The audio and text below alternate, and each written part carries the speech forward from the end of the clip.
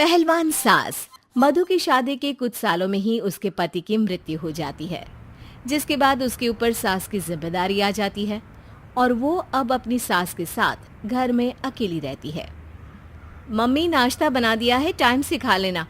दोपहर का खाना शीला आकर बना देगी। मैं ऑफिस जा रही हूँ। अरे क्यों उस टेप रिकॉर्डर पर पैसे खर्चा करती हो?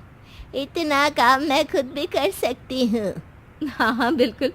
आधे समय तो जोड़ों के दर्द की दवाई खाती हो और फिर काम करने की बात करती हो। दवाई खाती हो तो क्या, मैं अभी भी अकेली 10 पर भारी हूँ। हाँ हाँ मैंने मान लिया। मधु घर से चली जाती है, जिसके बाद सास नाश्ता कर दवाई लेकर टीवी देखने बैठ जाती है। दोपहर को शीला घर आती है। अरे क्यों माँ जी, आज किस बात से मेरी नौकरी बची? अरे चल, ज्यादा बक मत कर, काम कर अपना। शीला खाना बनाने लगती है और सास वहीं पास में बैठ जाती है। माँ जी, मैं तो हमेशा ही बोलती हूँ, दीदी की दूसरी शादी करा दो। कब तक आप दो औरतें घर में अकेली रहोगी? आजकल माहौल भी बहुत खराब है और फिर दीदी की उम्र भी तो निकली जा रही है ना। तेरा नाम टेप रिकॉर्डर सही रखा है मैंने। तेरी एक ही बात को रिपीट मोड पर चलाने से वो पूरी नहीं हो जाएगी, इसलिए मेरी बहू से ज्यादा खाना बनाने पर ध्यान दे, नहीं तो कहीं वो भी तुझसे मुंह ना फेर ले और नौकरी चली जाए। क्या माँ जी, आप भी हमेशा मेरी नौकरी के पीछे ही पड़ी रहती हो? तो क्या तेरे पीछे पड़ूं? इसी तरह दोपहर से शाम हो जाती है और शीला अपना काम खत्म कर वापस चली जाती है। अब अकेली सास एक बार फिर टीवी देखने बैठ जाती है, जिसकी थोड़ी ही देर में मधु घर आ जाती है और सास बिना कोई देर किए शीला की बातें उसे बताने लगती है। मम्मी, आप भी ना किसी बच्चे से कम नहीं हो, जिसके पास हमेशा शीला को लेकर कोई ना कोई बात रहती ही है। अब बस भी करो ना, इतनी बुरी नहीं है बेचारी। अरे मैंने कब कहा बुरी है, बस उसकी बातें करके मुझे बड़ा मजा आता है। सास की बात पर हंसते हुए दोनों डिनर करने बैठती ही हैं कि लाइट चली जाती है। अंधेरे में मधु मोबाइल की फ्लैश लाइट जलाकर मोमबत्ती ढूंढने लगती है। तभी उसे हॉल में कुछ गिरने की आवाज आती है। मम्मी, आप अंधेरे में इधर उधर क्यों घूम रही हो? अरे तेरे पीछे ही तो खड़ी हूँ। हाँ, अगर आप यहाँ हो तो वो हॉल में सामान कैसा गिरा? भूत आया। अरे मुझे क्या पता, जाकर देखना पड़ेगा ना।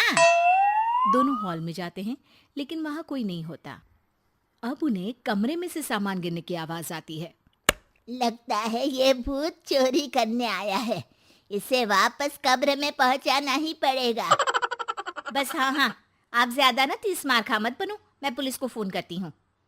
अरे जब तक तेरी पुलिस आएगी तब तक क्या वो हमारे साथ बैठकर अंताक्षरी खेलेगा? हट डरपोक, संभालने दे मुझे। अब सास पास रखा फ्लावर पॉट उठाकर कमरे की तरफ बढ़ने लगती है, जहां उसे 2 आदमी दिखाई देते हैं। पीछे पीछे मधु भी वहां आ जाती है।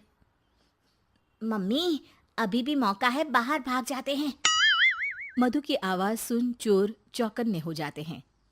ओए तुम दोनों, जहां हो वहीं खड़ी रहना, नहीं तो दोनों को गोली मार दूंगा। अरे तुम दोनों अभी के अभी बाहर जाओ, नहीं तो मैं तुम्हें जिंदा नहीं छोड़ूंगी। ये बुढ़िया हमें धमकी दे रही है। अबे तुम दो अकेली अब लड़ते क्या कर लोगी? अरे जा भेजा, दोनों को बांध दे। जैसे ही दूसरा आदमी सास को पकड़ने उसके पास आता है, तो वो उसके सर पर फ्लावर पॉट मार देती है। उसके सर से खून बहने लगता है, जिसे देख दूसरा आदमी गन निकालकर हवा में गोली चला देता है, जिससे बचते हुए दोनों सास बहू वहां से भाग जाती हैं। अब वो तीनों एक दूसरे के आगे पीछे पूरे घर में भागने लगते हैं। मम्मी, आपने तो सच में उसे मार दिया। तो मजाक में कौन मारता है? और अभी तुम मेरे साथ ही रहना, नहीं तो पक्का मारी जाओगी। ये औरतों को कमजोर समझता है ना। आज इसे औरतों की ऐसी ताकत दिखाऊंगी कि ये आदमी पैदा होने पर शर्म करेगा। ये अचानक आपके अंदर झांसी की रानी कहाँ से जाग गई? वैसे तो हमेशा जोड़ों में दर्द बोलती रहती हो। अभी तुम्हें जान बचानी है या जोड़ों के दर्द की कहानी सुननी है?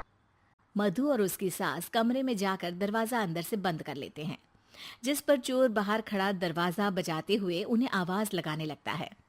क्यों डर गई? अरे वैसे तो बहुत धमकी दे रही थी। गेट खोल अब बुढ़िया। अबे पागल, धमकी देने और होशियार होने में फर्क होता है, पर ये दिमाग वाले काम तुझे तो समझ में नहीं आएंगे। रुक, अभी तेरा दिमाग ही बाहर निकालता हूँ। ये कहते हुए चोर गोली चलाने ही वाला होता है कि सास अचानक दरवाजा खोलकर उसके मुंह पर परफ्यूम डाल देती है, जिससे चोर गन फेंककर दर्द से चिल्लाने लगता है। मम्मी, अरे बहुत दर्द हो रहा है, कोई बचाओ, इसे हटाओ प्लीज। मैं किसी को कुछ नहीं करूंगा। क्यों रे, क्या थोड़ा सा दर्द होते ही मम्मी मम्मी करने लगा? अभी तो औरतों को कमजोर बोल रहा था। भूलियो मत, एक औरत ने ही तुझे इस दुनिया में जन्म दिया है, और वो भी तुझे ये दर्द हो रहा है ना, उससे लाख गुना ज्यादा दर्द सहकर। इसलिए औरतों को दोबारा कमजोर भूल कर भी मत बोलियो। वाह मम्मी, आपका ये रूप तो मुझे पता ही नहीं था। आपने तो कमाल ही कर दिया। कहा था ना, अकेली ही 10 पर भारी पड़ सकती हूँ। ये तो फिर भी 2 ही थे। इतनी देर में पुलिस भी वहां पहुंच जाती है।